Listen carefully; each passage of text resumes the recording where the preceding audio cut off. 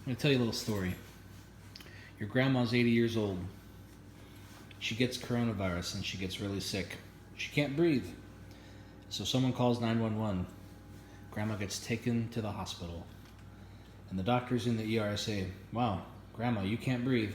We're going to have to breathe for you." So they give her some medicine and put her to sleep and put a breathing tube down her throat. And they say, "We need a ventilator." And they call upstairs and the respiratory therapist says, "Sorry, we just gave our last ventilator to the last patient." Uh-oh, what do you do? Ventilators are machines that shove air in and out of people's lungs. And we only have a certain number of them in the country. Only have a certain number of them in the world. If you're in Italy, they've had to make the very sad and difficult decision that if you're over 60 years old, you don't get a ventilator because they don't have enough of them. And they have to give them to the younger people who have a better chance of survival. They're starting to have to make those same decisions in places like New York. That's why the mayor and the governor, they're making petitions and begging for ventilators. That's why places like Tesla are starting to make ventilators themselves. And they're making heroic efforts. I watched the Tesla video yesterday, and my goodness, they're making a very high-tech and very cool ventilator, mostly out of car parts, but they're expensive car parts, and it looks like there's a lot of moving parts. So what is this? This is a makeshift ventilator.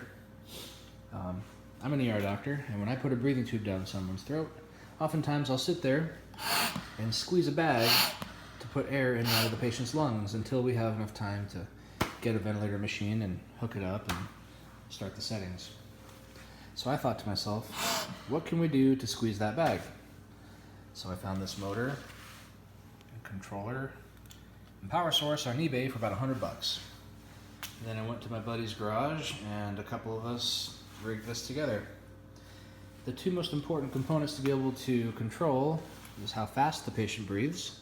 So we have this little roller here. Turn it up, and it goes faster or slower. And then if they have really big lungs, you want to be able to squeeze this harder. So we have a slider here. And I can slide the bag a little closer to the motor to increase the tidal volume, or farther away if it's a smaller person. Is it perfect? No. But in a pinch, if Grandma's choices are the makeshift ventilator or death, I'm going to take the makeshift ventilator. It literally took us about 30 minutes to put this together and $100.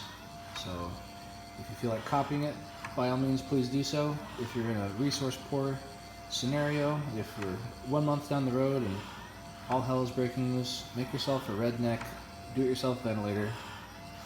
Hook this end up to Grandma, hook this end up to some oxygen, and give her a fighting chance. Be well, be good, save lives. Have a good day. Bye.